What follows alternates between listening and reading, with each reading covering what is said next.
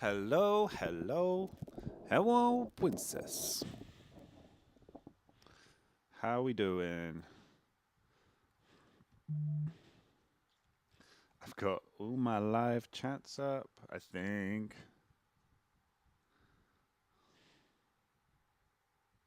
I think.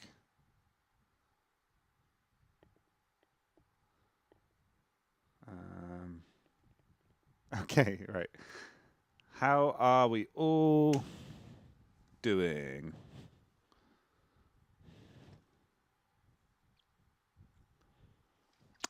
I'll wait for a few people to join. We are live on TikTok, Twitch, and YouTube.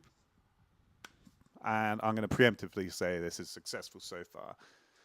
I'm going to give it a minute or two for a few people to join. As you see, I got my guitar with me. I don't know if I'll need it, but we've got it here. Um, how are we all doing?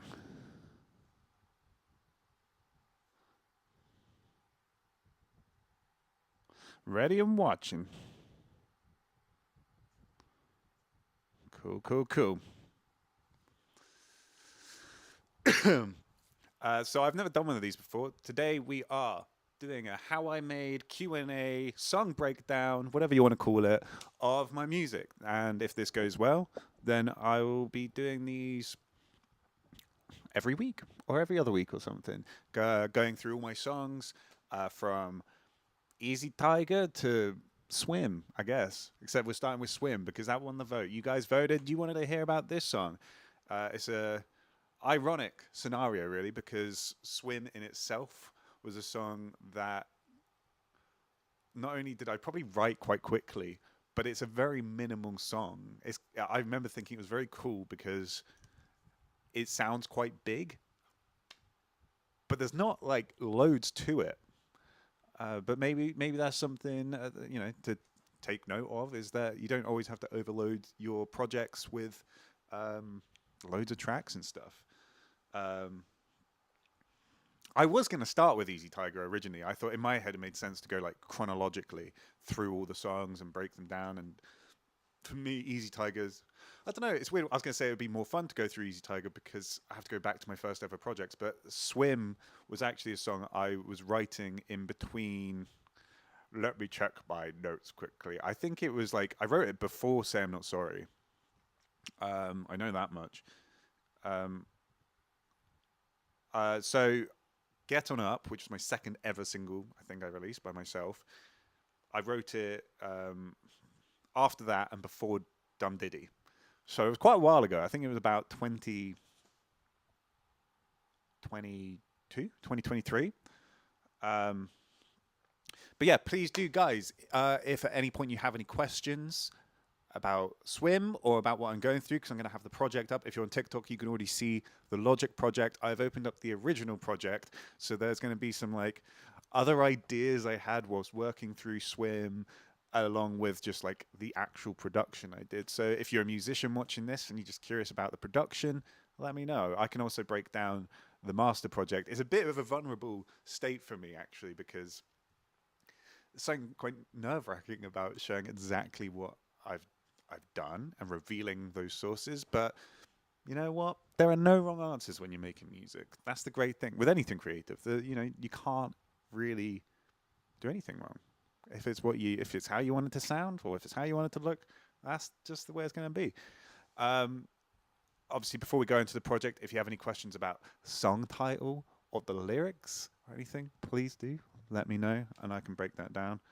Um, Originally, I actually came up with the name or the idea for a title, like naming a song "Swim" back in 2017. Believe it or not, I was going through my old notes, and I remember at the time I was in a band and we were writing a lot of songs that seemed to be like beach themed. I don't know if it was because I was living in Brighton, and my friend was like wanting to write. I don't know. I think it said swim in it, and I was like, oh, I wonder if swim has another meaning. Which is when I went on Google and I stumbled across like this acronym SWIM, which a lot of people use on Reddit and stuff. It means someone who isn't me, SWIM, and they'll use it to sort of hide their identity to some extent, or like offload responsibility for their actions. So they'll say, someone who isn't me, SWIM, got caught doing something illegal the other day. What should I do about this? That sort of thing. That's kind of where the idea for that came from. And then I think I just put that up in my brain, and then I sat down to write a song one day, and I went like I was embodying someone who isn't me, but I wanted it to be like really. It's funny actually, because in my head I was like, you know what? I feel like I'm a nice guy. I'm quite wholesome. I don't really do anything too crazy. I want to write a song that appeals to like party nature and is a bit more aggressive and more like, I don't know, like about a bloke who's just absolutely nasty, not very nice, expects the world and wants to give very little. I wrote it quite quickly, and I was like, I bet this will appeal to people. And then now it's my biggest song. I think as it stands, I've got about 2.2 million streams. Hey, Amy, how's it going? I hope you've prepared some questions.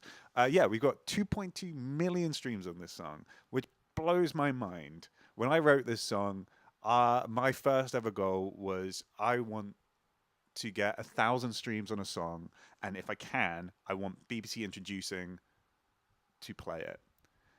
Cut forward like 3 years, here we are. It's mad, and I obviously couldn't do that without your support and without people listening to that music and spreading the word and like engaging with my content. So thank you for that, guys. It means the world. Yeah, what else was I thinking? Oh, another thing. It's not in this project that I'll be showing you today, but I think I wrote like 1 minute of this song, and I also did. I've done this like once or twice maybe, but I wrote 2 songs in one project because I really wasn't even sure of Swim. I didn't think it was that good. I thought it was kind of silly, and it really wasn't me, I guess. Again, when we talk about the lyrics of the song, it's very like aggressive and not reflective of who I am. Like the chorus is, "Don't go test my patience. I don't do invitations." Like a guy who's going, expecting like entry to. I always envisioned it as a guy in a club, very drunk, and ironically, probably something I have done, but not like in an aggressive way. But he's like, "I should be allowed in this club. I should be able to do whatever I want. Don't test my patience. You won't know what I'll do if you test me," sort of thing. And yeah, it still surprises me that this ends up being like the popular song. Okay, so gonna change over. I'm gonna transition. I need to get some hotkeys set up. Here we are. Okay, well, if you're on TikTok, you can already see above me that we've got the Logic project open. And now if you're over on Twitch, you can also see that. So this isn't the final project because I thought this might be more interesting to go through, but it's the project that has all of the files in, very rough. Like you can see these, for anyone who doesn't use Logic or do music, these gray files are ones that are muted and haven't been used. I've taken them out for whatever reason. The ones that are in colors are ones that are active.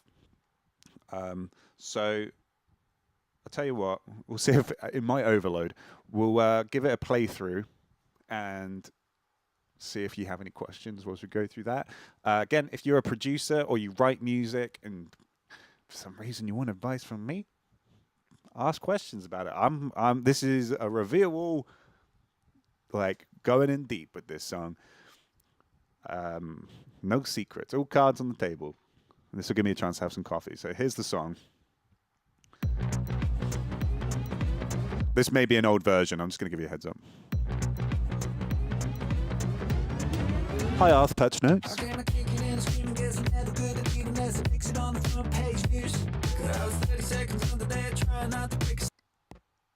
Oh, I saw that coming. If you are watching on TikTok, please do smash those tappity taps.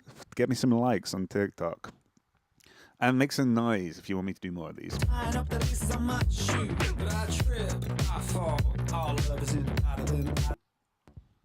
Oh, Christ. Okay, right. Slight change of plan. I'm going to play the original version off of Spotify. It'll be easier.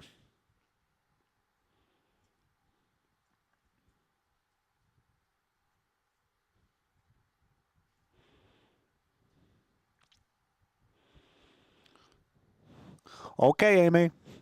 I look forward to seeing you again.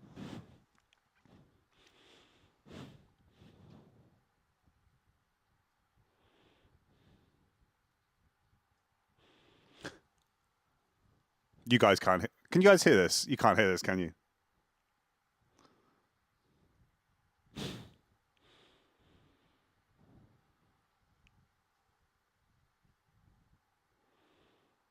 No.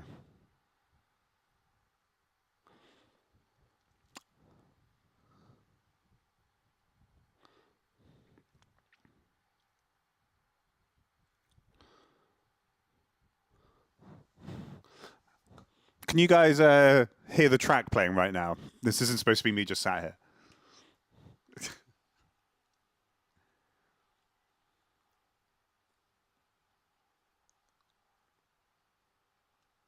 Okay, cool. Awesome, Jordan. Thank you so much for joining.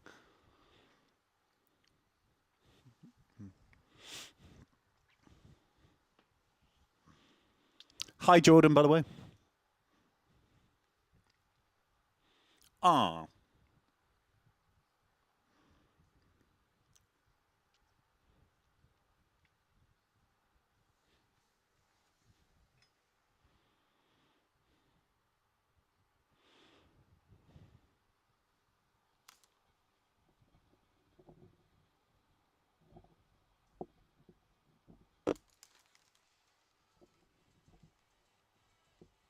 I don't think it's actually playing over on TikTok or YouTube. I've just realized.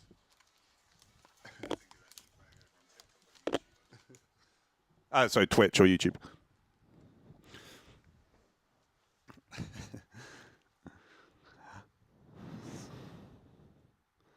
I got a free stream off of Spotify for that. Thank you very much, Jordan. I appreciate that. It's apparently it is a banger. Um, yeah, sorry guys, if you're watching on Twitch just then or YouTube, you wouldn't have heard that. I just played the song. I just literally played it as it is. So, as you can see, we have the project. It was. I am not a drummer. I'm just going to lay my cards on the table there. I'm not a drummer, and I use like samples more often than not. Like, oh, so what you can see here at the top where my mouse is, there is a MIDI channel, aptly labeled kit. And MIDI essentially is just where you can punch in individual notes. You can do that with instruments, like it could be like a guitar or keyboard, because as you can see, like here, it resembles a keyboard, but also you can use it for drums. So you can put in a kick, snare. Oh no, that's a hi-hat. Whatever that is, some sort of snare thing. You know what? There's no snares. What's going on? Super basic. I found a few samples years ago, and I've kind of used them consistently through my music. So as you can hear, super basic. I'm not a drummer, but it keeps that beat going, and like sometimes that's all you need. It's quite cool. I think my music's probably more of a showcase of other aspects of my musicality. We also have what we got? We got some guitars going. I'm just thinking, did I put any production on it? No, like I got a bit of distortion, a very small amount of distortion on those drums. That's not something I typically do, but I guess I just wanted to bring those out more. Yes, MC Bosch, Winchester tomorrow. We have a gig tomorrow. If you want to hear this live, come to Winchester. It'll be great fun at the Railway Inn. Bass. So I did something like more typical of what I used to do, but a bit weird as to how I would produce music now. But I do have a synth bass going on in this track. So like just kind of synthy. That's what Matt plays live, amongst other things. Matt is the keys player in my live band. I do something called sidechain compression. So if you're ever listening to music, it used to be like a lot more commonplace in club or EDM, but now it's just like everyone's using it to some degree, I think. Um, when you hear like music like pulsating like that, essentially you've got a compressor that's pushing the volume down by like it's being triggered by another instrument within your project. In this case, it's the kick drum. So every time that kick hits on the beat, it's making the sound go down. So this is how it would sound by itself. It's quite like rigid. It's got a bit of a swing, but when you add that sidechain compression, whoa, which becomes like kind of very much the core of this song in the chorus. The chorus needed that to make it feel like big, but also like have a bit more of like a pop production sensibility to it, I suppose. Now, for the producer heads out there, you're probably thinking, that ain't a compressor. He's not sidechain compressing that. And you'd be right, because I'm using something called Shaperbox, which is one of the few plugins that I actually paid for. It was super cheap, and it basically just alternates it can be done for all sorts, but in this case, I've used it to automate the volume to just dip on the first beat of every bar, which creates that effect. And I've pretty much put that on every instrument in this song because I'm a madman. I'm crazy. So, yes, I was going to say unconventional perhaps, but I was always adverse to picking up my bass guitar. I don't know if it's because I was a bassist for so long and then I just wanted to put it down, but I have guitars that I pitch down in this song to play the bass. So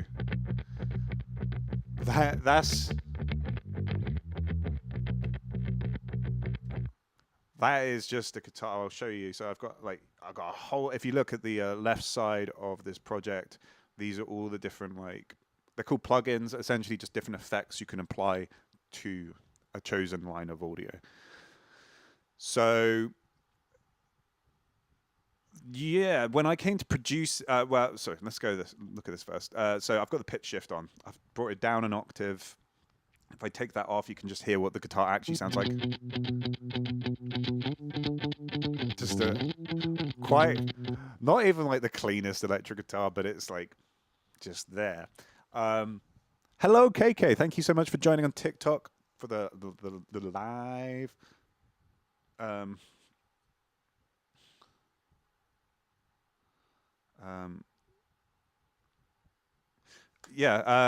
I was just checking the chat. KK, Sus, Bosch, Jordan, Amy. Again, if you have any questions, fire away. I'm keeping an eye on the chat if you have any questions about any of this, the song, the production, the lyrics, whatever it is. So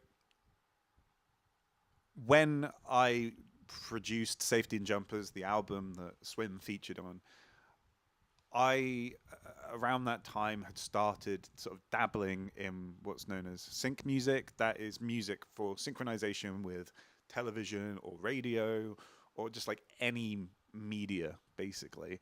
And when you get into that world, there are very like strict conditions or guidelines as to how people want things to sound. More often than not, very polished, very tight sounding instruments. So if you send off a guitar, they're like they don't want any string buzz, which is natural. Like if you're playing guitar, like I don't know if you can hear that. Sometimes you just get like a bit of buzz on those strings. It happens. But not in the world of sync. They don't like that. They don't always like the rough and ready sort of feel of, I guess, real music. It's still real music. It's still someone behind that. Well, hopefully there's still real people behind it. But for this song, it looks like I've done this, and for a lot of the songs off of the album, when I've played a note, I've had to probably go through to some degree individually on each note, or just played that again and again and again until I've got the right sounding take. So if you look here, I've just highlighted one. There's a little number 17 on that audio file, and that basically means that I did 17 takes just for that little bit of guitar. I am the worst for this when it comes to vocals, because I will record it like 100 times until I get it how I want it to sound, because I'm crazy. I think I've seen Billie Eilish do that, which gave me some... Again, you're constantly looking for validation from other artists, and at the end of the day, if you like the way it sounds, then that's the way it's supposed to sound. Like, that's all you've got, isn't it? That's what gives it intent.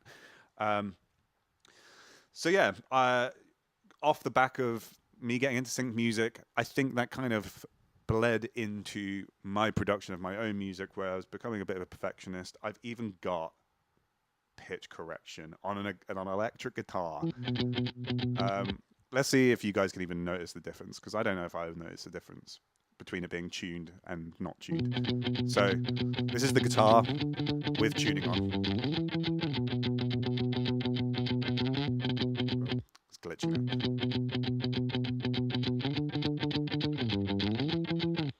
Like, me now would probably argue the one without pitch correction sounds better because it sounds more natural and real. Me back then just wanted everything to be as super possibly tight as I could make it.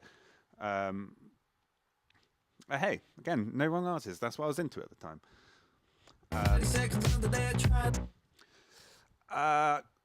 I've got some like random samples here, which I imagine I would have just like used to try and get some vibes going. I often will like start a song with some like drums. What's this? I mean, how would it have sounded?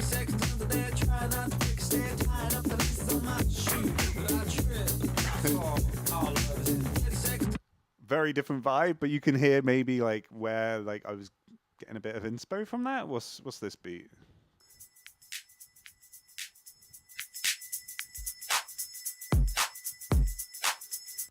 Let's see what that sounds like.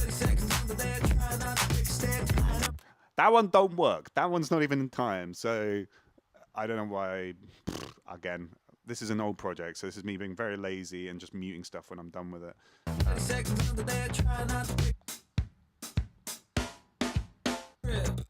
Yeah. It's funny because you've got all these like really good sample beats, and what I've settled for really is just this, which is really minimal. It's not much at all. I did also record like if you listen here, I remember at the time, I think it was my girlfriend at the time, she had a mug of coffee, and I recorded on my phone just like me tapping it, and I was like, I'm gonna put that in the song somehow. I want to be able to sample something, and it's just, I think I used a chopstick, probably a pencil actually. Very, very subtle. I'm sure once you know it's there, you can hear it. But it's there. One thing I did think was kind of interesting, you guys might be interested to hear. Yeah, tribal and disco. You're right. It's definitely creates a different vibe. So I had a completely different vocal idea that I'd completely forgotten about, which I can show you now. Like, the whole song would have been completely different, and I don't hate it, but I'm definitely glad that we went with what we went with. But let me know. I don't know why I keep saying we. It's like I was in a room alone, but I was imagining other people there. So some of these are really bad, I think. But we've got some other vocal ideas. Let me know, guys, in the comments if you think I slipped up here, if I fumbled a baddie of a song here. So this is one vocal idea. Okay.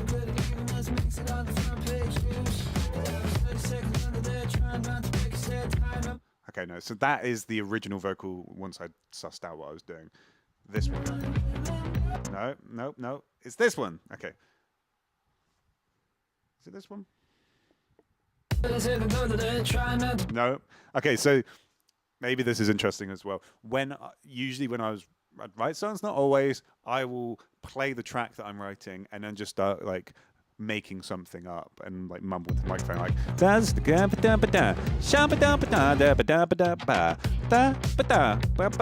you know what I mean? And then I'll probably write the lyrics to a melody that I've written. And that's what this is. This is just me figuring out. Oh, it would be great. This is a great song I'm playing in your car. I can promise you that. Yeah, this is me literally figuring out how I'm gonna sing it.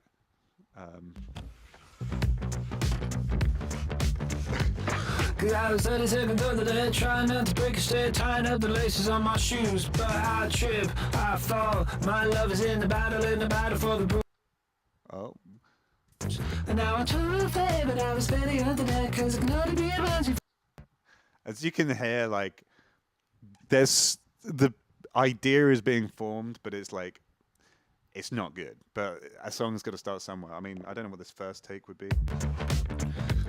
Cause I was 30 seconds under there, trying not to take a step, tying up the laces on my shoes. But I trip, I fall. My love's in the bottle, in the bruise. And now I'm coming off heaven and I'm standing under there, cause I could hardly wear much for a minute. Yeah, I mean, I'm surprised that, like, it's not often you go straight in and end up with the lyrics you're going to end up with, but in a bottle with a bruise. And I guess I heard battle and I was like, oh, that's kind of cool. So you can hear like that getting developed over 6 takes, and then I probably sat down and wrote it. Cause I was 30 seconds under there, trying not to break a step, tying up the laces on my shoes. But I trip, I fall, my love's in the bottle for the bruise. And I'm coming up but I'm... Yeah. It's interesting to hear, and I don't know whether that came first, or I think maybe this other idea I had first, because it's actually kind of fleshed out. Is it?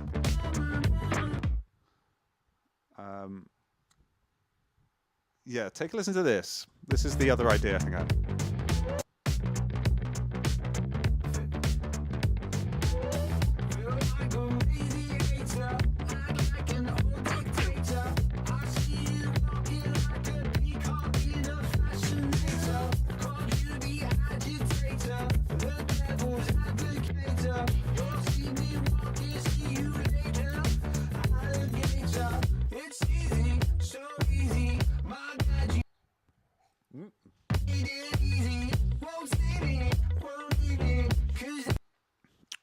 Why are we over?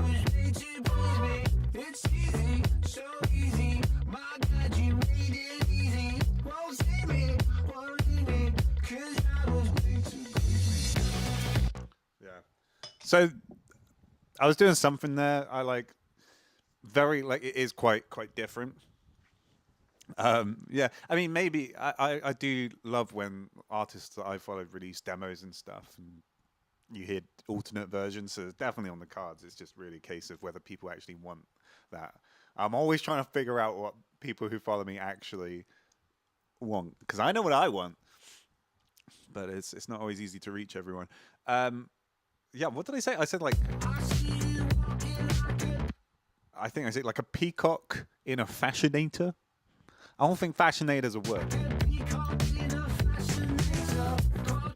Yeah, I think I'm definitely ad-libbing there and just making up words that rhyme with what I'm trying to say. Funny that. What else? There was, you know what? I also found a little phone recording of me trying to figure out the lyrics.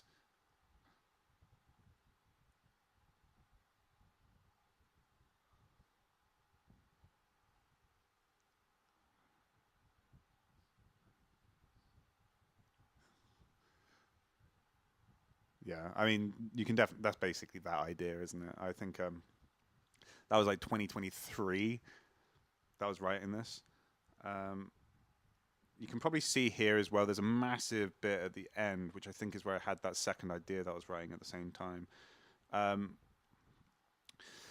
yeah, so you got all the, like, that is pretty much all that's going on before the chorus hits. We've got a drum. We got some drums going. We've got some vocals going. You know, I was always, I don't know about you guys when you've listened to the song. There's this little and it was just like so tight. I was so proud of it. I've got barely any um, effects on them. This part, and I was like, oh, that sounds good. That sounds real good. Uh, but it would be really cool to be able to do that live. I'd need like a couple harmonies going. Um, Also, I mean, this is a great thing about the project. You can hear like the harmonies going on in the background, which I don't know if you necessarily hear. Don't go test my patience. I don't do invitations. Which is, in fact, that's not even a harmony. That's just like an octave up from the main vocal, I think. Don't go test my patience. I don't do invitations. Yeah, pretty basic stuff. Again, this song, you guys wanted me to break this down, but it's like, it's so minimal. It's not even got harmonies. It's just octave up vocals. But when that comes together, it sounds really full. It appears like I've also got some other vocals going on here. Don't go test my patience. I don't do invitations. Oh, okay. Yeah, that was just the original take that I guess I produced up. So that was with no effects on it. But kind of cool to hear that. That's it's funny because again, on the note of me not thinking this was gonna like be a good song or like do very well, I don't even think I had no intentions of releasing this song when I wrote it. It was only through showing other people over the years that they were like, "That's a hit. That's a good song," and I fleshed it out more, but ultimately it kind of stayed very true to this weird demo stage. And when in this specific vocal, don't go test my patience, I don't do invitations. I couldn't think of a chorus, so I just pitched it down and put it in that big instrumental section, which is this one.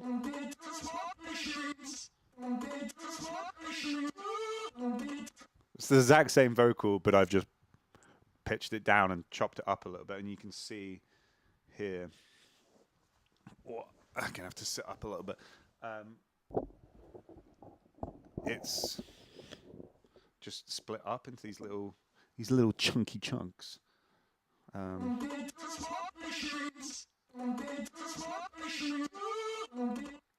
you know what? Something else I was just noticing when we were going through those alternate vocals is that I've got like this sort of ad lib.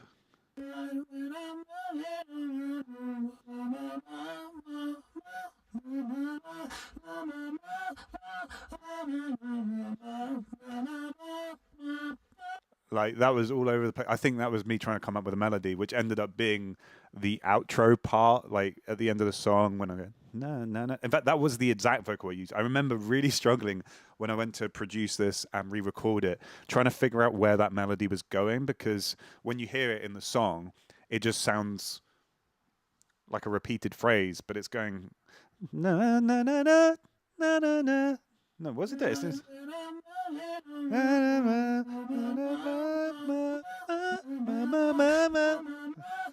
I don't know. It's like very much made up on the spot, so it was kind of hard to re-get that again.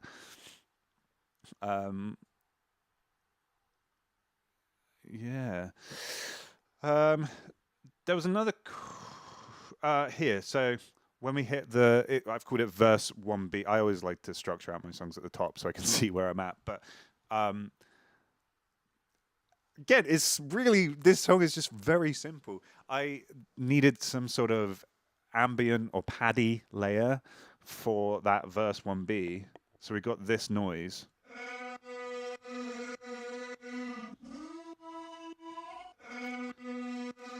Which, as you can probably tell, is my vocal.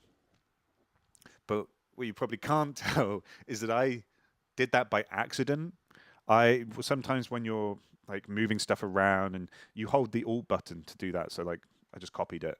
But if you hold the Alt button at the edge of a file, it stretches it out, and it just sounded really cool. I mean, I don't know if we can get a better idea. Like if I condense that down.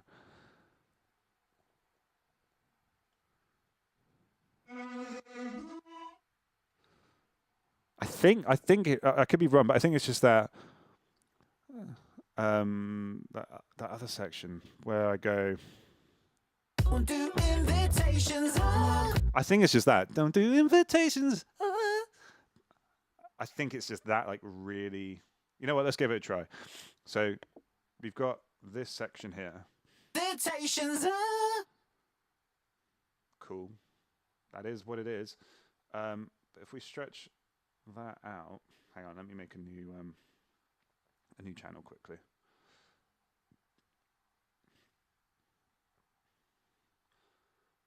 Okay, so we stretched that right out. What does it sound like? Stations. That's not quite right. Pitch it down as well. Why not? What the? Oh, I see what's going on here. So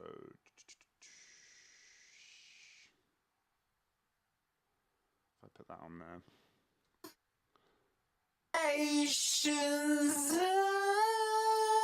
I'm guessing I probably had some sort of formant on there.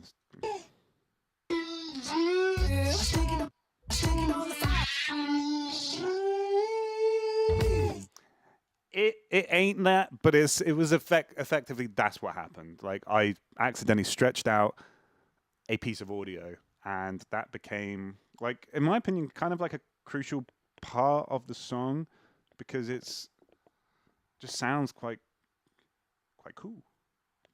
Coming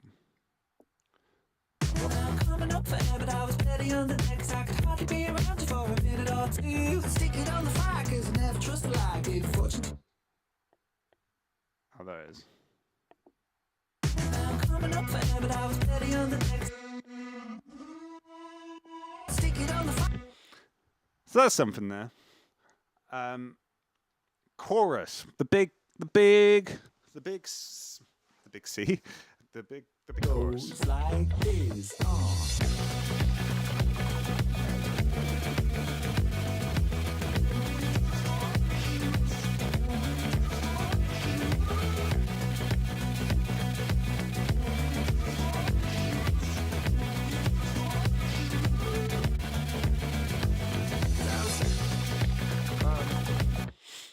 So with the chorus, as I've already mentioned, I just copy and pasted that vocal from another part. I have these like samples of lasers going. I think I have pitched that one down to some degree. At the time, if you've been listening to my music this long, or you've ever listened to the music that I've written, I was doing like in songs like Get On Up and Say I'm Not Sorry and a few other songs. I was really trying to go for kind of a retro disco vibe, and they have these, I don't think they're Linn drums, but there's these old 80s drum pads you could get that would do like a beep, beep, beep, beep, beep, beep, beep, and it sounds like lasers. Hey Perry, how's it going? I'm glad you could join so early. Yeah, I was like, oh, that's just kind of the vibe I was going for, and I put them in like so many of my songs, and I think in some ways it's not as fitting in this song, but it kind of adds to the backstory, I guess. What else we got? We got that. I always do this. I like transitions in song, like the transition between the sections. I always put on some sort of riser and then some sort of impact sound, which is I have literally just reversed a symbol, and it reverses back into the full thing. Um, I'm so glad that you could join for this, Perry. I'm breaking down s.w.i.m. if you've listened to s.w.i.m. So if you have any questions about the production, the lyrics, the song, or anything at all about it, let me know, because this is a live Q&A. Abby, you're here. It was your top listen. Oh, okay, brilliant. I do apologize if you've already told me that somewhere online. I've started making like actual notes of what people's usernames are across different things. So like on TikTok or Discord or Instagram and stuff, just so I can make sure I know who I'm talking to, because a lot of people have different usernames. But so I was always like super chuffed with this chorus, because when I was writing it, oh, I could definitely release it. I've got the instrumental version of s.w.i.m. It's just not something I've seen many people do on Spotify and stuff, but I could definitely do that. When I was writing this, I was like, I want the chorus to feel really big, and I want to just have like two guitars. Well, I think I started with two guitars as a place to begin, and I was like, whoa, that sounds huge. That sounds really big already, and I didn't have to add anything else really.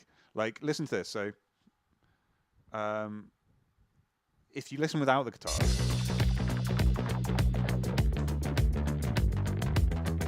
it's like so small. In my opinion, when I hear the chorus, I feel like it sounds like there's a hell of a lot going on, and it feels like it's gone from nothing to everything. When in reality, we've gone from probably around about the same level of instruments to the same amount. All I've done is just put some big ass guitars on there.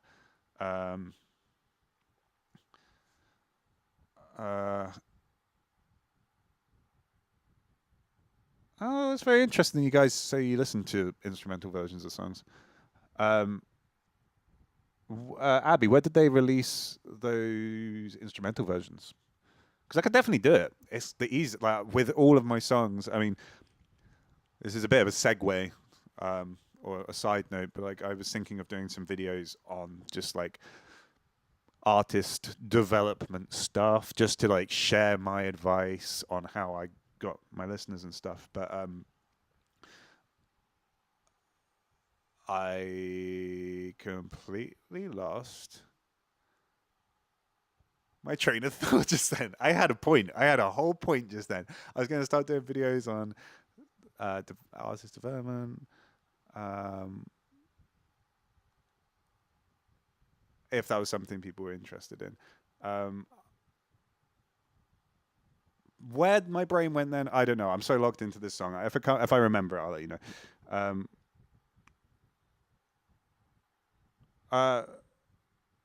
Yeah, I could definitely upload the. Oh, that's what I was going to say. I remember now. So, as part of my process when I'm like finishing up songs, I always make a separate folder where I have the instrumental version of the song, I have the a cappella or just the vocals, and then I have like an MP3 version. I used to do more versions than that, but it's just not really been any point to that. But as an artist, when you're putting out music, it's super useful to have those, because if you ever got a sync with television, for example, they're probably just going to want the instrumental in some cases, or they're going to want to blend those two, or even the BBC, if they're using like a part of your song, they're not going to want the vocals where they're talking. So it's definitely like a really important thing to have, and that's hence why I do have those readily available. A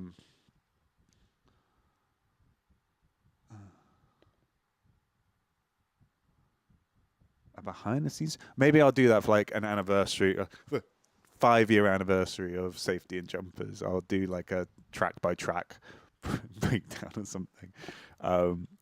It's all really, everything always hinges on people actually engaging with my content and joining the live streams, joining my socials and stuff, and just showing that they are hungry for it, really, because some of these things take a really long time, and then it's like a bit gutting sometimes, because sometimes it can sound like there's a lot of people interested, and it's like, one person turns up or something. But like, I will definitely put the time and effort into anything if there's a demand for it. Um, so yeah, crazy. This chorus is no guitars, guitars, and that's literally we got one in the right headphone doing one note.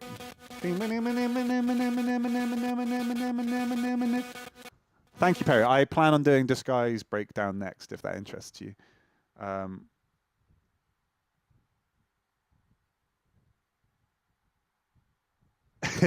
I could always rely on sus. And then in the left headphone, I think this is a descending one.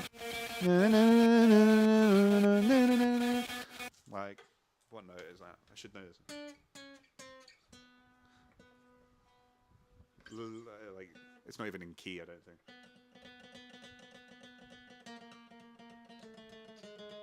It's just really, like, super duper basic. And it worked a real treat. The only issue I found is, oh, thank you, Perry. No, I hope work goes okay. I'm glad I caught you before work. It's always difficult to time it with everyone because I know with the late night streams, people can't join because it's super late there or super early or they're at work. And when I do earlier streams, it's the same issues depending on where they live. So, yes, hope works okay. And thanks for popping in anyway. Yeah, the problem I found is that when we went to play these songs live, it's a lot harder to recreate that production of the stereo field of headphones. Because obviously when you've got headphones on, or even when that's compressed out of one speaker, it's such like a rise. Whereas when you've got live drums, they're already so loud. To have those guitars go, you've not got the benefit of going from quite a mono sound to a very wide sound. I think I even made a very conscious effort in like everything in the verses is very much so this I don't know if you can see these dials here in my project indicate whether you're getting that through your left ear or your right ear. It's called a panning knob. And I've kept those mostly central except for when we hit that chorus and you've got like a super wide sound. Thanks, Perry. Also, join the Discord if you haven't already. if you're still there.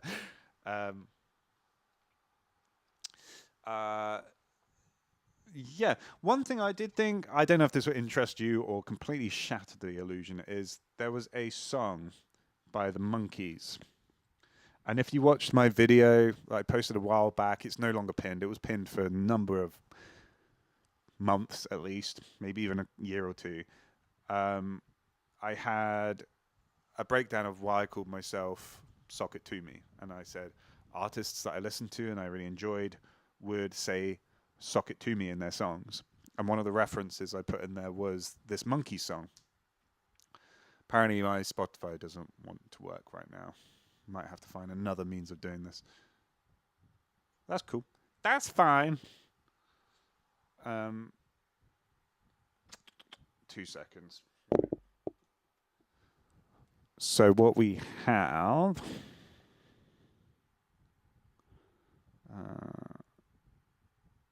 is it's called. There's a song called "Going Down" by the Monkees, and yeah, not only did that help inspire the name of "Sock It To Me." Let me know if you can hear this, because can you hear that? That's not the Monkees, but the song opens with "Suck It To Me." So straight off the bat, this is a song that's like inspired me. But I remember specifically this song sort of in the back of my head when I was doing the verses, like the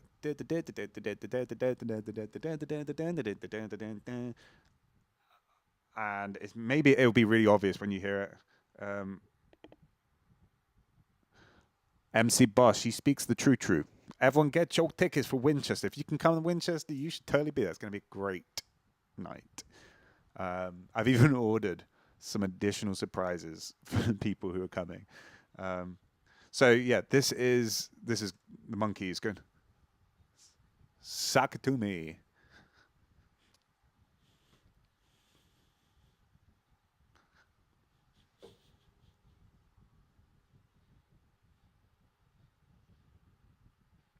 Gone down.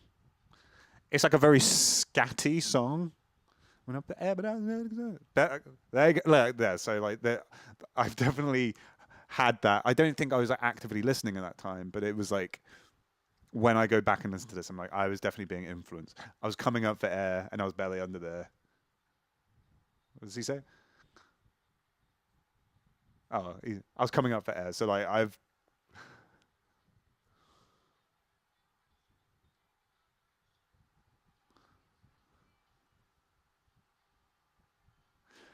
there feels like some parallels there, if you get what I mean. Um, so yeah, a very random '60s song. It's not even like a big monkey song, but it was like inspired me. So judge me if you will. Art inspires art. um, yeah. What else have we got in this project? Um, we've got lots of different like audio files. I think there's some like random guitar parts as well when I was going through this. So we've got. They really don't add much. Like a really obnoxious guitar, I think here. Don't go test my patience. I don't do invitations. I'm coming up for air, but I was barely on the decks. I had to be around for a minute or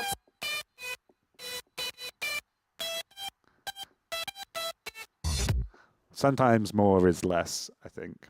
And that was a case where I probably just muted that because I was like, I don't know what I'm doing.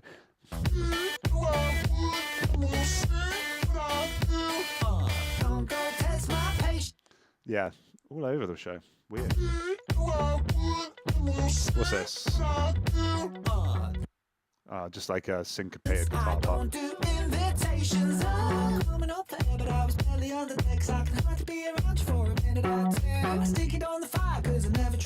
Yeah. Again, in that pre-chorus is the same thing. I really didn't want to pick up a bass guitar. I guess maybe it was on the other side of the room, and I was just being lazy. Or again, actually, it probably goes back to the fact that I just didn't think this song was really going to go anywhere. So I was just like, oh, I'll just record some ideas down. But that bass,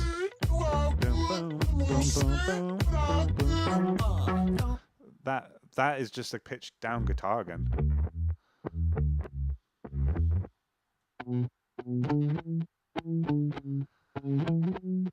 It's just a guitar.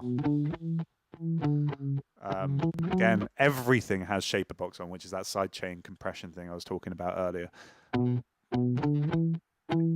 Pitch correction, some like distortion, and some more compression. Whoa! Thank you very much for subscribe, Tommy Gaming. Thank you so much for subscribing. You might just be my favorite person to stream, but I love you all equally, obviously. Hi, thank you so much. Welcome to the stream. We're breaking down my song "S.W.i.m." If you've listened to my music,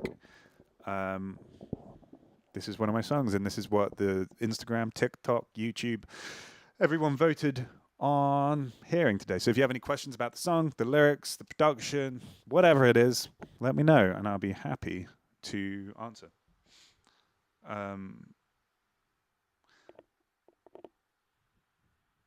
Yarp, what have we got here? This sounds like maybe it's again like I've like sometimes I'll put in a lot of thought into the different effects I'm putting. Like Disguise is probably one that I'm gonna have a lot to say on because I spent so long trying to get that right, and there's a lot of different production ideas. This was like bish bash bosh, just like smack it all together. Oh, cool. Well, Tommy, you've come to the right place because this is all the behind the scenes. Although I may be running out. So I preemptively put this in as a 2-hour stream, but I don't think we'll actually need to go on that long, as it turns out, because I might run out of stuff to talk about. I was going to dive a little bit into the mastering because I know for a lot of people who do, production, they maybe get that far and then they don't know how to master their songs, and it is a big part. And this isn't the final master that I used, and this is a bit of an old setup actually, because back in the day I used to. So one important thing I'd always do is I'd have this thing called the Magic Mids filter, which is my own preset. But essentially, what I've done is I've rolled off anything below 200 hertz and everything over 4K hertz. And what that does is, if you listen, it kind of emulates what a really cheap, crappy speaker sounds like. So not all speakers. This is like worst case scenario, effectively.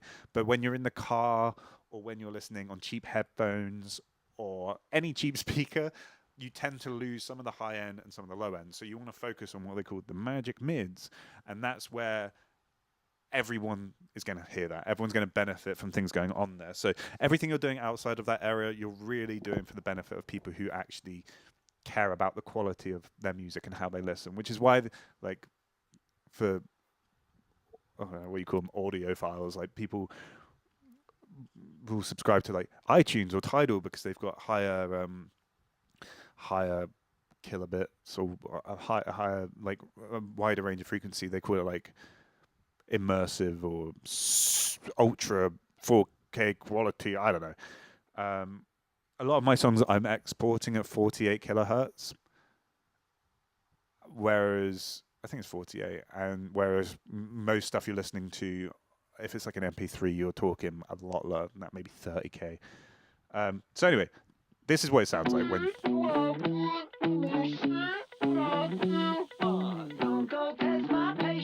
It's like super muffled.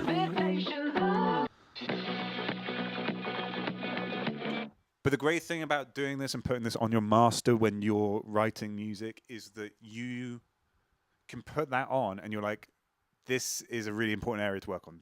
No matter where they're listening, they're hearing this. And you might think, well, I'm going to hear it anyway. No, because I will go in after I've done this, and I've probably done it. I've added EQ to the guitars and stuff to just like push out the middle frequencies that I want to like shine through and stuff, because you can have like a really nice, pretty high-end synth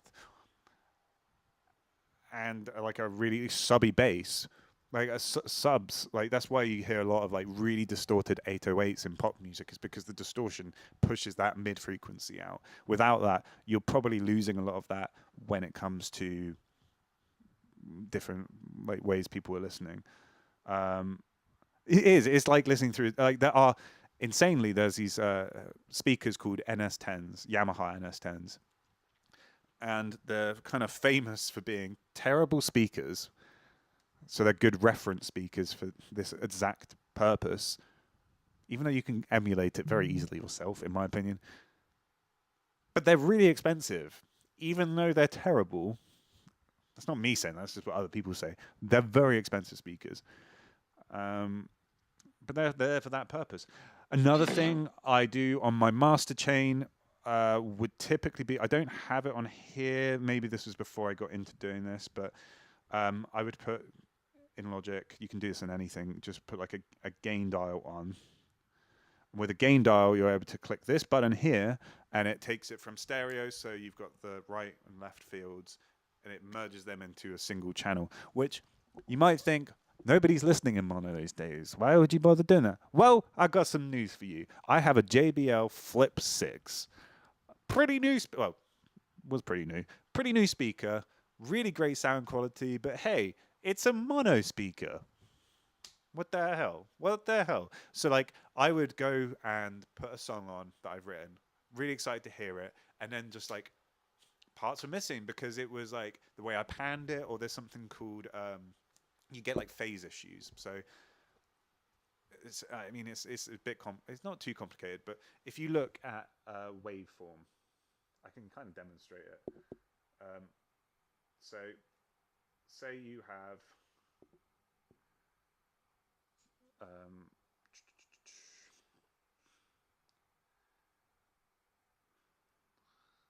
you have a waveform. Okay.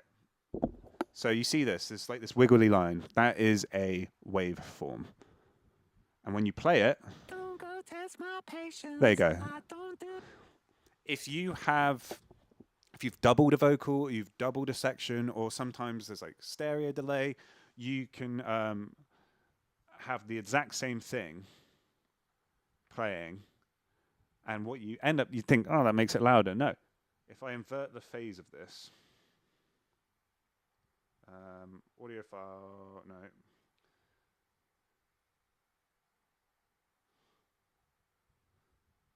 So yeah, look, if I invert those, so when you invert it, you're flipping that wave. So if it's like that before, you're now looking at that. And they, look, nothing. You can't hear anything. You know what that is? It's because those opposite waves cancel each other out to make silence. It's a crazy audio phenomena. And like that's something you got to think about when you're writing or producing music, especially if you're trying to get that to appeal to the masses.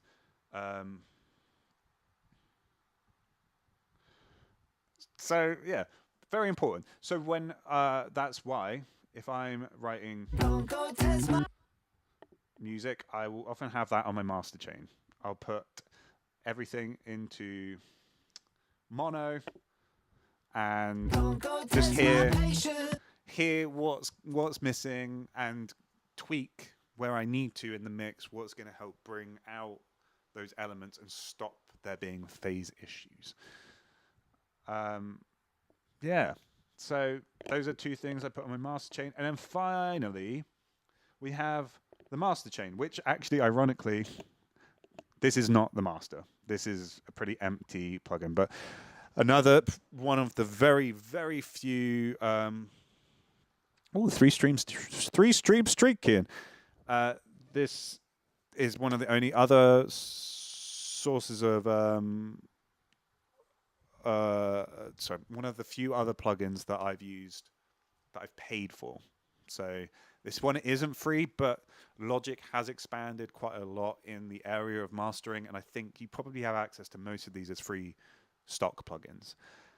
However, the thing that I found useful about Ozone was that when you're learning, you can use this thing called Master Assistant, which is weird because I feel like it was probably referred to as like an AI tool, but this was back in 2022 maybe. So it was like the old version of AO. It was just like an algorithm that like would like try out some things. So it's not in the modern sense of AI where it's changing anything. It was just like give you a place to start. So give you an EQ.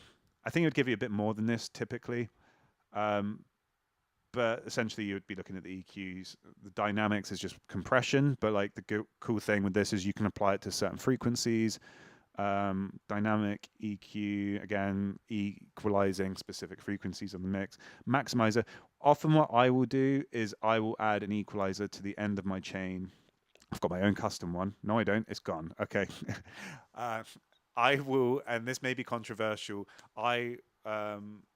See you, Kian. Sorry. I hope works all right.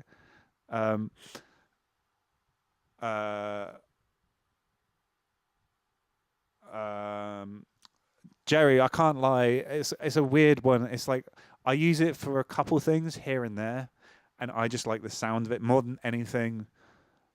What I like about it is that I can get my mixes really loud, but as with any plugin or anything you're doing, it's very easy to get bogged down with like loads of technical like numbers and stuff, because I won't get too bogged down with it in this chat because we're talking maybe specifically about this song, but you can look into things called LUFS, LUFS, which is a way of measuring the loudness of sound, and people will say that Spotify, for example, should be at minus 14 LUFS. And you find like it's really hard to like hit these certain targets, but at the end of the day, my belief system is you don't want to be aiming to please a streaming platform or anyone else really. If you like the way it sounds, then that's fine. Like, yeah, Spotify is going to normalize it either way. If it's too quiet, it's going to compress it. You don't want that. If you bring it up too much, they're going to compress it. Not everyone's even going to be listening on that setting, so they don't have to listen to it with that normalization on. So yeah, I like Ozone because it makes things loud.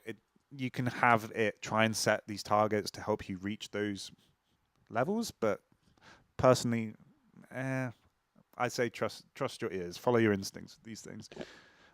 So yeah, I always put an EQ. Again, this might be controversial, but I will tend to roll off the low end. So I'll roll off like up to 20 hertz, which pretty much is inaudible unless you're listening on big old speakers, you're in a club. But even then, my opinion is it's taking up unnecessary space. My music isn't designed around all of the subs and stuff, and you still get a lot of that. 20 hertz is very low, well below that.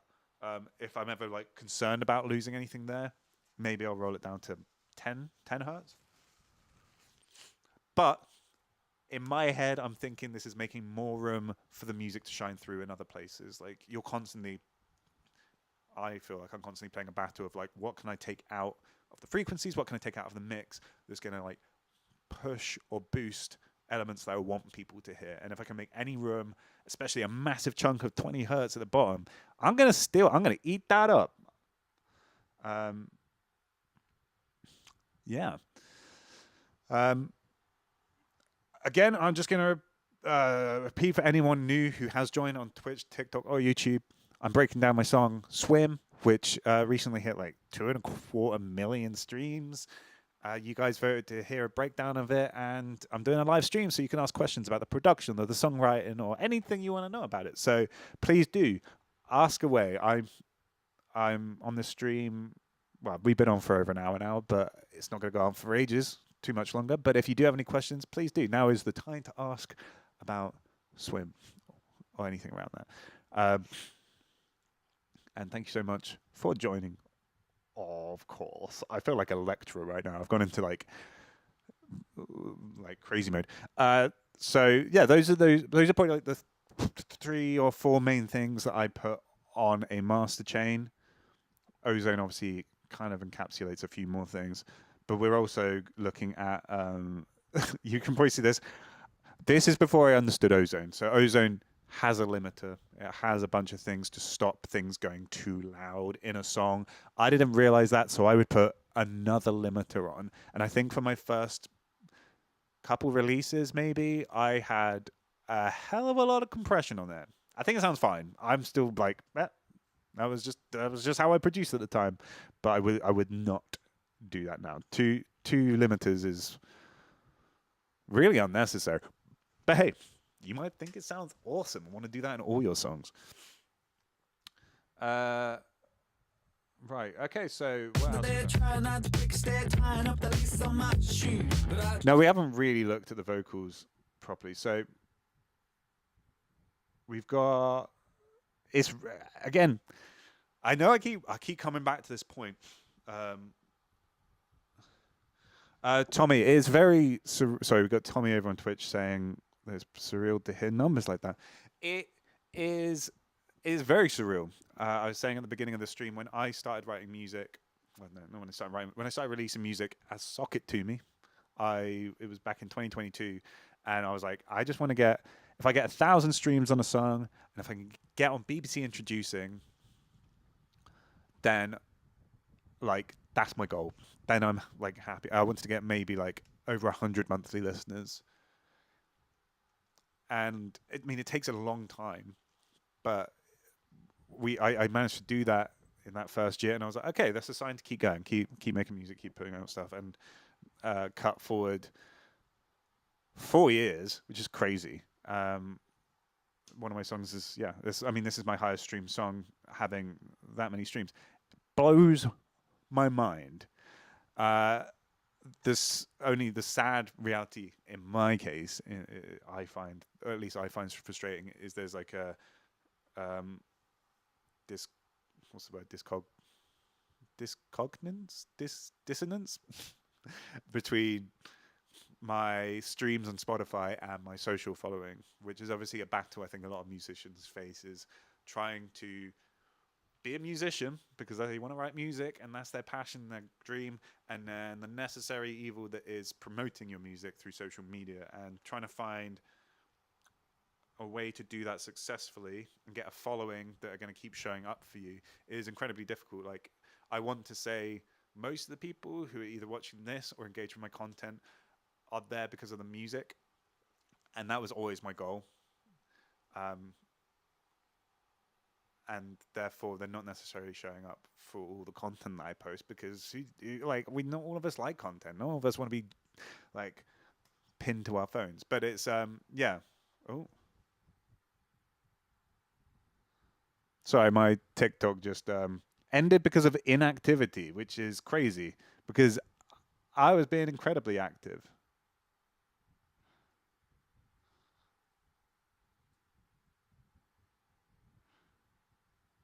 I can't believe it. Inactivity. I'm flailing my arms around. Um, sorry, Tommy, what were you saying? Okay.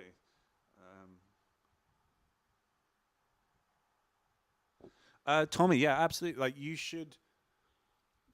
At the end of the day, like if you are able to, I know that for some reason it is like a luxury to be able to pursue your passion in some way, and like making time for that can be difficult if you've got a full time job or you got bills to pay. But like the thing that separates you as an artist from like 99% of people is actually just putting something out and finishing it.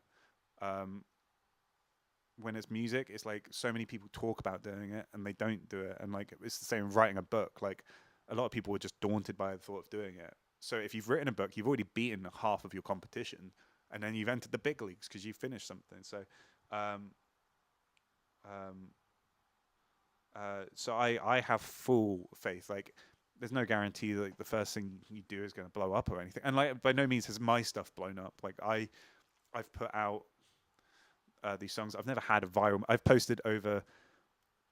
I was like, I don't know if I was like proud or not about it, but on TikTok, Instagram, and YouTube, I posted my 400th video. It was like 10 videos ago. And I was like, I've posted 400 videos. I've nearly posted a video for like every 10th person who follows me on Instagram. That's a lot of content. But you do it. Hello. Sorry, yeah, I don't know what happened on TikTok. Inactivity, allegedly. Um, um, Yeah, and just like do your best to reach out. Like social media is hard, but like if you're making a game, do your best to like get out there. At the end of the day, it is free promotion for whatever you're creating. So any content can reach anyone. You never know. Um, Abby, yeah, we got sus monitoring Twitch, YouTube, and TikTok. Um, oh wow, Abby, you went straight over to YouTube. I didn't even realize. It's weird. YouTube doesn't really like the horizontal layout so much. Anyway, um, that's so. This is the vocal. 30 seconds under there, trying not to break a stair, tying up the laces on my shoes. But I trip, I fall. All love is in a battle with a bruise. And now I'm coming up for air, but I was barely on the deck, 'cause I could hardly be around for a minute or two. I stick it on the fire, 'cause I never trusted. I think what I was going to say was again crazy minimalism in this song. We've got that is like one vocal. Sometimes I double track them and I'm like layering it like crazy. That's pretty much the one vocal. I think maybe I've got a delay effect on there. Let's take a look. So we've got Nectar, which is another Ozone plugin. It was part of a package. Some like slight auto tune. This is probably mainly the assistant just making some tweaks to the sound to like just boost certain frequencies that I felt it needed. This is a weird thing. I've got a blind trust of some of these plugins where I'm like, no, I like the way it sounds. Added some saturation. Okay, chorus. That's what I've added. So chorus is similar to sort of a delay, effectively. Like it's just putting them slightly out of phase to create that effect. And on top of that, I did look. I added two little doubles in, just using the vocals. So, I mean, you can hear what that sounds like without anything on. 30 seconds under there, trying not to break a stair, tying up the laces on my shoes. But I trip, I fall. All love is in a battle with a bruise. And now I'm coming up for air, but I was Sounds alright, to be fair. I could be around you for a minute or two. I stick it on the fire, 'cause And then I never trusted that's the produced vocal. to the teller, and the fortune came true. yeah, like that's just a stylistic choice. Again, if you're thinking ahead to singing live, it's going to be more difficult to pull off those sort of effects unless you're buying pedals and hardware and stuff, which I am now facing. But yeah, that was the dry vocal. The dry vocal. Can have a look at some of these harmonies. Again, not really anything. Don't go test my patience. I don't do invitations. Um, all in all, that is like all of the elements of the song. Well, we got like we got some drums, like one vocal and a few harmony, like very sparingly used harmonies across that. Um, the synth bass layered with guitars, which effectively is just a pitch down guitar doing the bass. Um, and then yeah, I mean, I know it probably looks like a lot of layers, but if I showed you the project where it's all tidied up and I've deleted anything I didn't use, we're really not looking at a great deal. I don't think. Like, I can't. You know, it'll take ages to load, but it's yeah, it's probably not not a lot. Not really in the grand scheme of things. I mean, some people have like 20 drum layers where they have the toms, the snare, the cymbals, the kick, everything's mic'd up separately. Um, yeah, I mean, I was thinking I could look at the lyrics. I may as well do a breakdown of the lyrics whilst we're here. Um, let me see if I can add that screen. Let's take a look.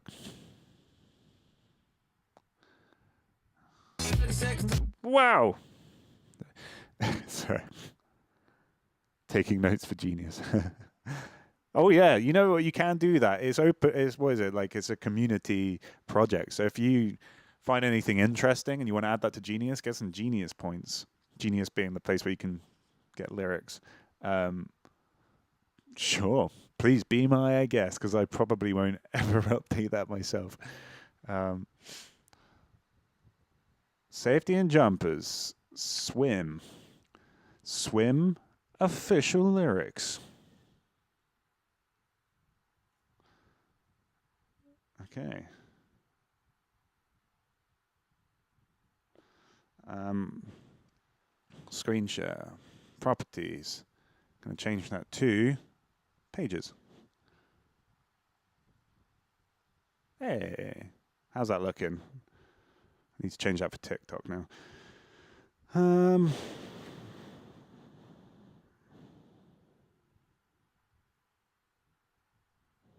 Here we go. Can we all see the lyrics?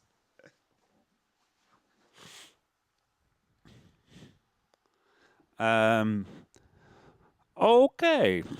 Now this may be like unnecessary, like an unnecessary breakdown to some extent, but hey, that's what this is for, right? This is for the people who wanna know about the song. Sock it to me, sock it to me, sock it to me, sock it to me. You could probably guess what I meant by that. I was just saying my artist name. What you may not be aware of is that was probably like the last thing I added to the song. Sus is, if there's one thing this Heatwave's good for, it's for the laundry. Um, I was listening to an artist called s.w.i.m, who's now changed their artist name to Soren. Um, and it was kind of like a rapper thing that they would do, even though their music was very indie. At the beginning of the song, they say, "Is that s.w.i.m again?" And I actually ended up reaching out to s.w.i.m, and we ended up having like a really good chat. We were going to do a collab at one point. It didn't happen, but he was a really nice guy. He writes his songs with his sister. Um, and he's had like loads of viral moments. Like if you search up Soren or s.w.i.m Kim, loads of really like viral moments on social media. Anyway, I was like, oh, that's cool. I've never really imagined like indie artists saying their names at the beginnings of songs like that. Again, it's more like DJ Khaled or Jason Derulo. It's like you just it's a pop thing, like to put your signature on it like that. And I was like, I'm gonna do that. I'm gonna put "Sock It To Me" at the beginning of my song, and I'll whisper it like for G and Miyagi and other artists I listen to, where they go like "Suck it to me," and I thought, okay, suck it to me, suck it to me, suck it to me, suck it to me. Which I don't know whether that's part of the success of the song, but I feel like because it starts the song like that, and that's what everyone heard when I started promoting the song, and it did really well as far as my music has gone. I was like, that's a great idea. That was a great idea. Maybe I'll do that in more songs. I guess that also introduces you to me. I guess it also helps as well because I don't say s.w.i.m or someone who isn't me in this song. So me starting it with "Sock It To Me" at the very least is alluding to my actual name. Um, I came out kicking and screaming. I guess I'm never good at leaving unless it makes it on the front page news. So, again, the whole idea for this song was I'm writing this from the perspective of someone who isn't me. In my case, the opposite of who I am personally. And in my head, I was imagining a guy in a club who always gets his own way and like he just loves attention. He loves attention and he doesn't want to have to work for it.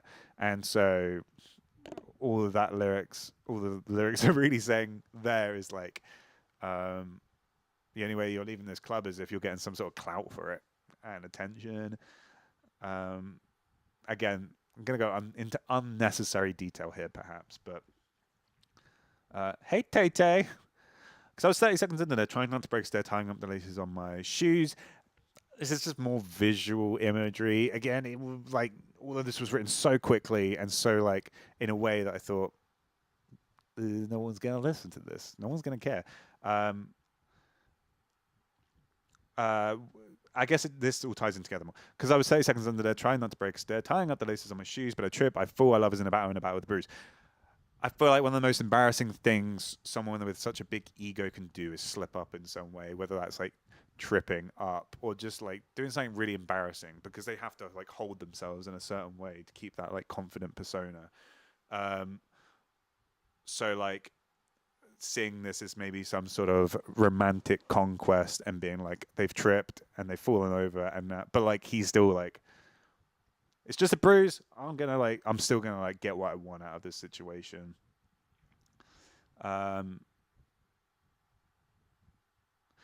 Now I'm coming up for air, but I was barely under there because I could hardly be around you for a minute or two. So he's coming up and like maybe he's trying to play it off as he was like tying up his laces.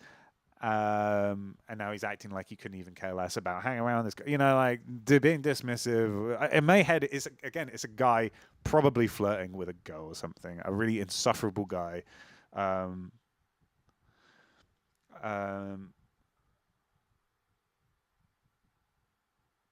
This just feels kind of like gaslighty. I stick it on the fire because I never trusted a liar. Gave a fortune to the teller and the fortune came true. I always quite like that line. Gave a fortune to the teller and the fortune came true.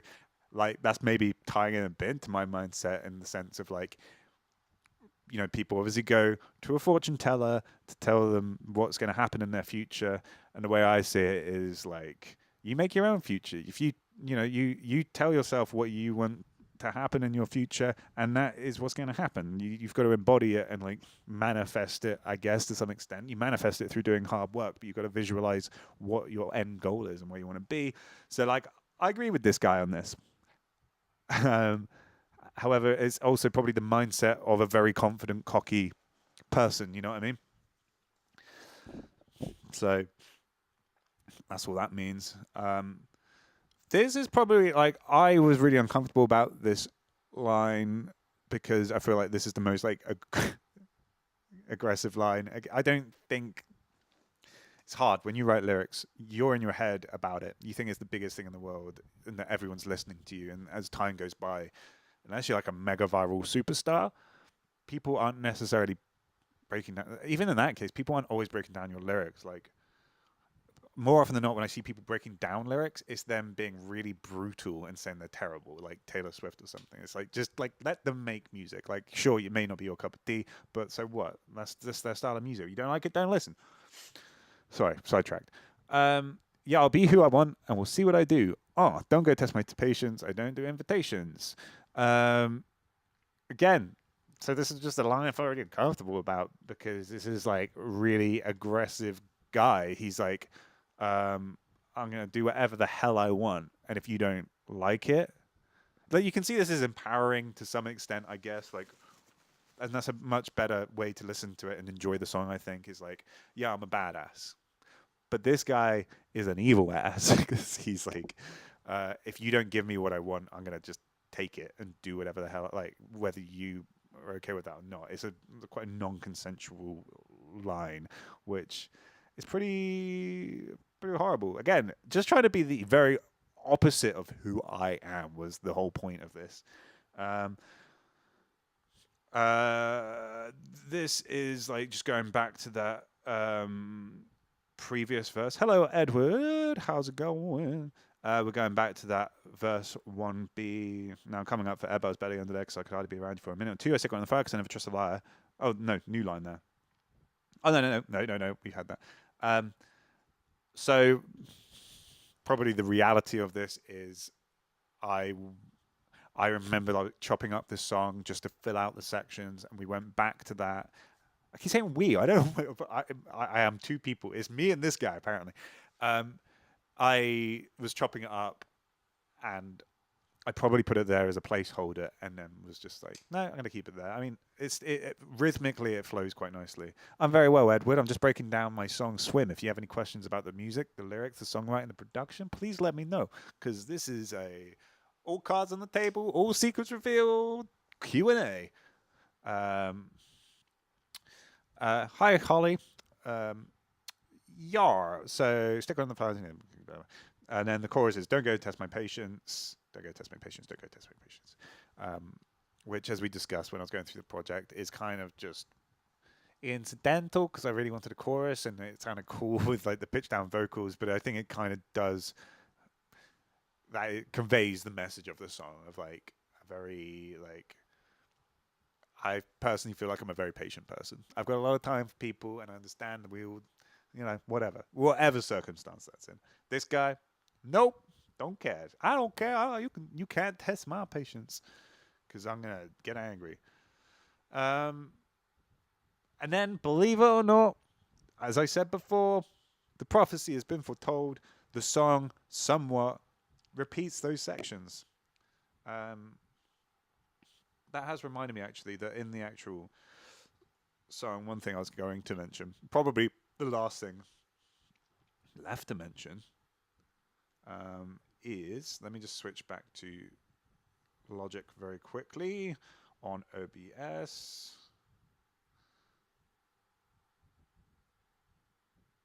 What? What? Oh, I see.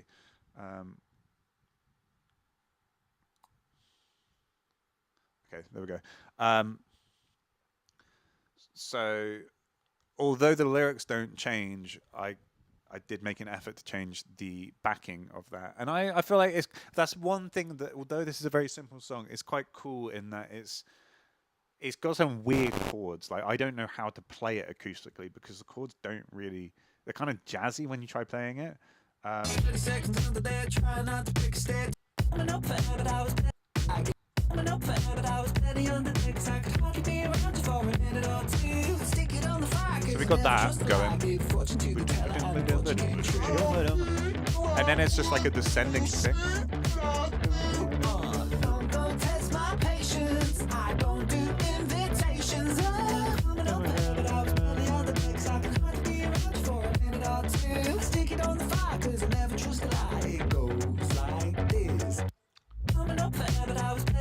Like, what is that? So we got like the rest of the chords. We've got B, D, G, G, E.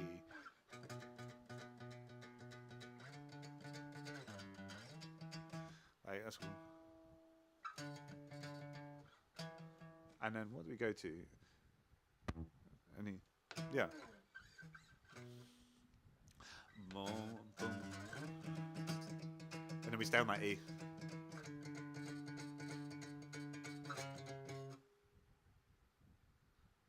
Yeah, I think that's the note that's like kind of out of place.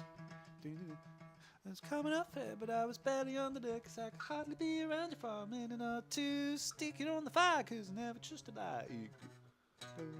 Oh no, goes down to the. Stick it on the fire, 'cause I never trusted like. Even fortune to tell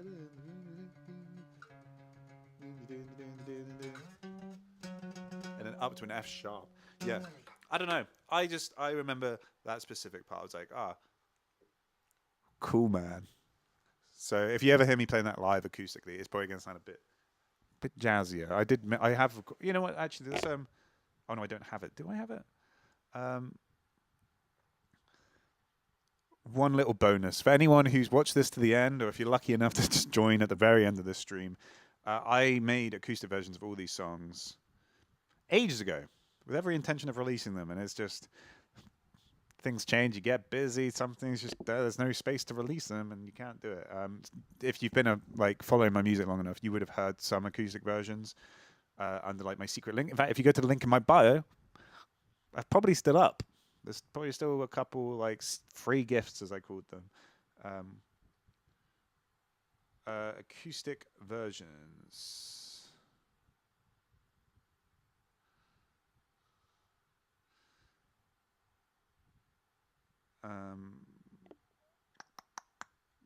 Crikey. I lied. I don't. I don't think I've got a copy of it. Anyway. Yeah, my fire, never too late. Oh no, I do.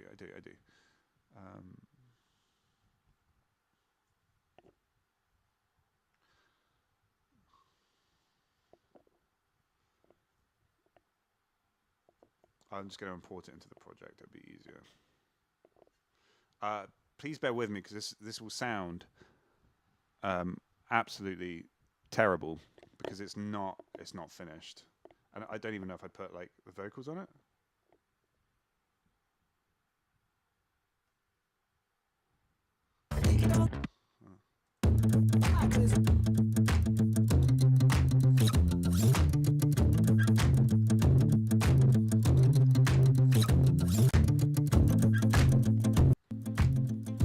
So it's quite a different vibe, but I really couldn't figure out how to play it. I'm guessing it's just instrumental.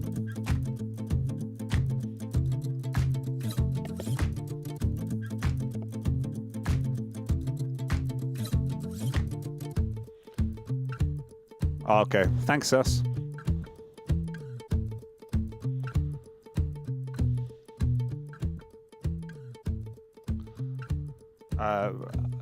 I think one thing I really struggle with the acoustic version is making that big chorus. You can't really do that acoustically in the same way. Yeah.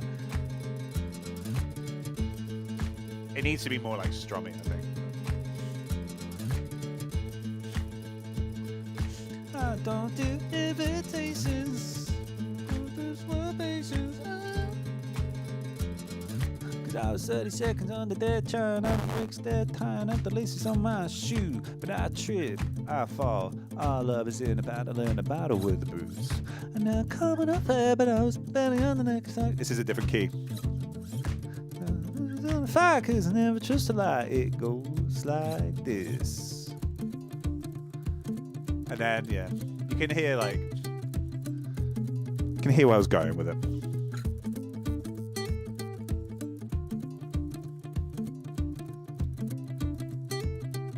So you can even hear me breathing whilst playing the guitars.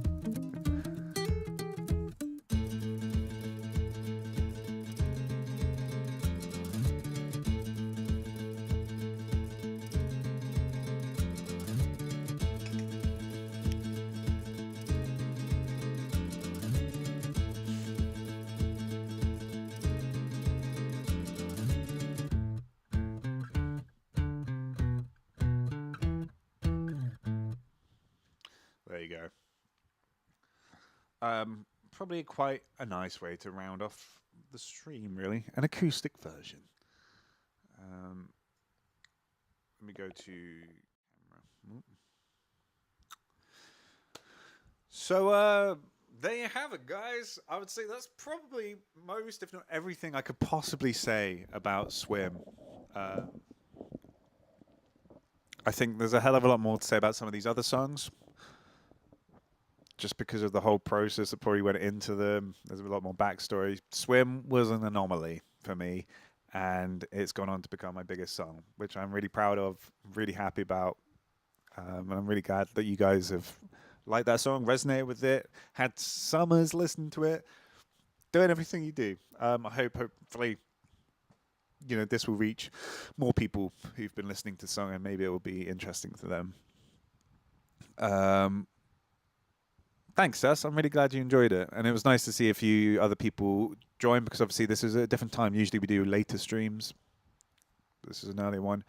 Thank you, Tommy. I appreciate it. Well, if you enjoyed this, please do make yourselves heard on Instagram or TikTok or YouTube, because I post a lot of videos, or I post my stories about these things, and it's always reassuring for me.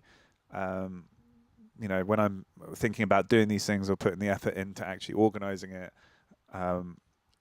it's very reassuring to know that people actually care or want to watch it and stuff. So please do join the Discord, join the socials, be vocal for me and help support me. Go on my EU tour.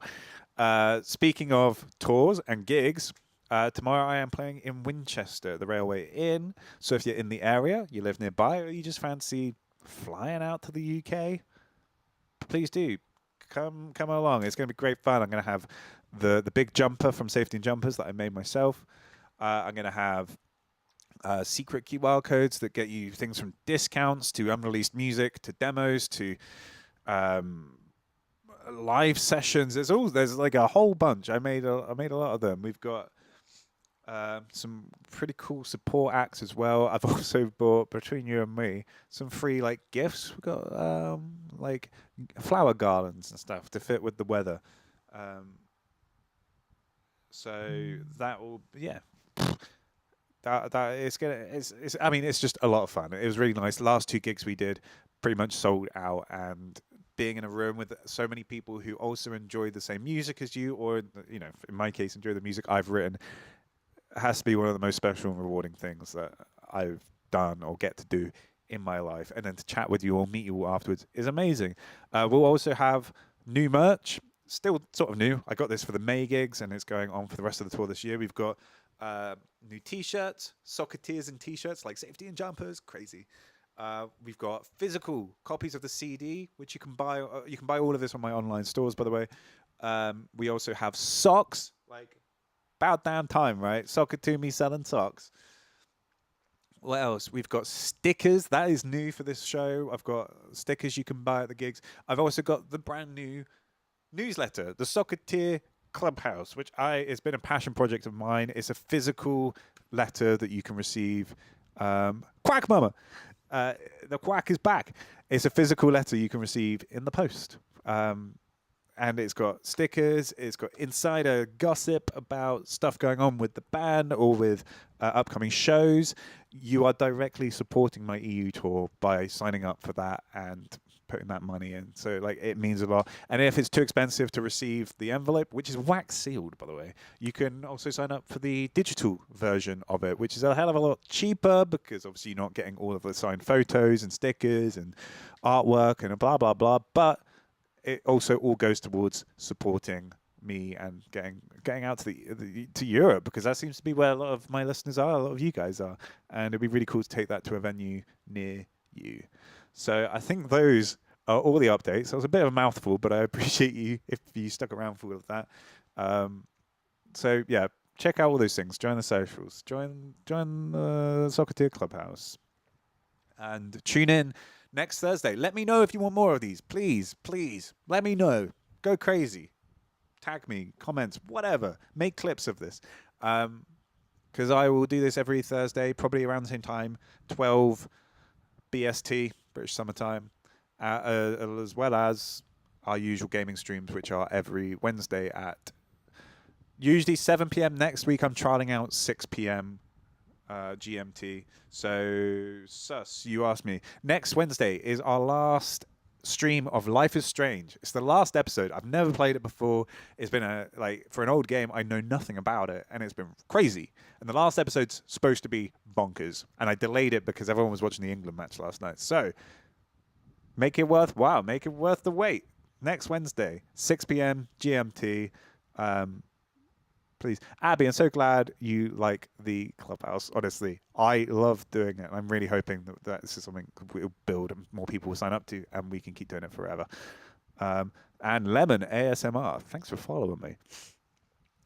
I guess the last thing before I sign off is, if there's any other live streams you want to see, let me know. I have got more time for doing these streams, and I really want to connect with you guys and get you to connect with my music more. So let's see how it goes. Thank you so much to Sus for moderating, as always. My star of a moderator, keeping the eye in the sky over on YouTube, Twitch, and TikTok. Thank you so much. Please say thank you to Sus guys. They are amazing. They're also on Discord as my moderator, and always hanging out and chatting and sharing stuff about like their animals, and just an all-round lovely person, as well as B, the sibling. So thank you guys for joining this stream. I can't shut up because I'm just like yapping away. Last thing, these streams will be available in full on Twitch and YouTube. If you want to go back and learn a bit more about the songs, maybe if you missed some of the stream, please do check it out. I'm gonna go through and edit this down as well for a more concise version for the more casual viewer. So please don't fret if you missed any of this stream. It's going to be there available for you. Oh, sorry, Quack. What time zone are you in, Quack? I'm really trying. I feel like realistically, I'm going to have to start giving up the Fridays and Saturdays of the week, because that seems to be when maybe most people would be available. Thank you, Tommy Gaming over on Twitch. Thank you so much for joining. It was amazing to have met you and have you join this time. And look forward to hanging out with you in the Discord if you joined. I think Sus sent you that way. And good luck with your indie game. Do it. I think all of us, we're a super supportive community. I think we'd all be interested in playing a game made by a very own SOCKiTTOME, for sure, wouldn't we? God knows I would love to play it and support them. Oh, you just broke out, Quack. Okay. EEST ? Okay. Last chance, guys. Last chance to ask any questions, if you have any, before I clock off for this stream. Last chance. Last orders. Ding, ding, ding, ding. Nah, I think we're all good, aren't we? Oh, Seagull. Sorry, I didn't even. Oh, that was quite a while ago. Oh, no, it's 10 minutes ago. Seagull over on YouTube. Thank you so much for joining. Sorry you missed the beginning of it. Hopefully you caught my very long spiel at the end there, talking about everything.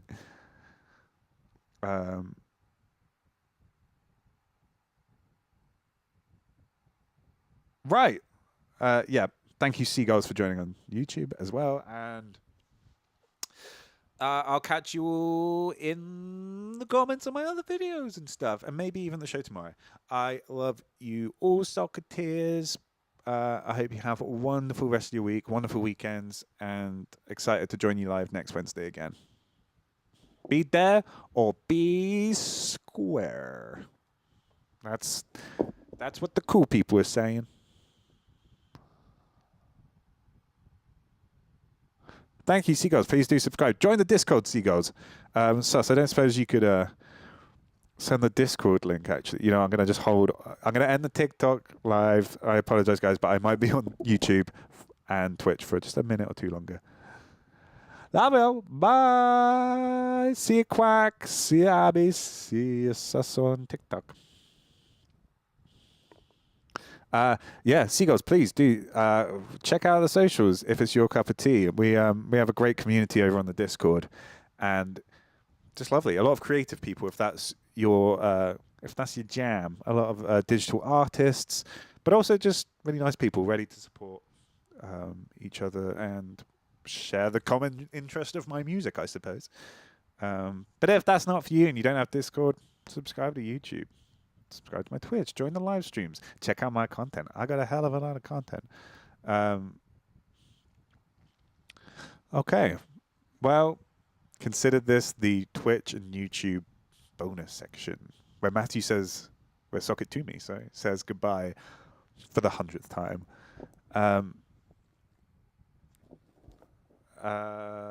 Everything I said before, imagine I just said that again. Love you all, Socketeers. Have a wonderful rest of your week, and I'll catch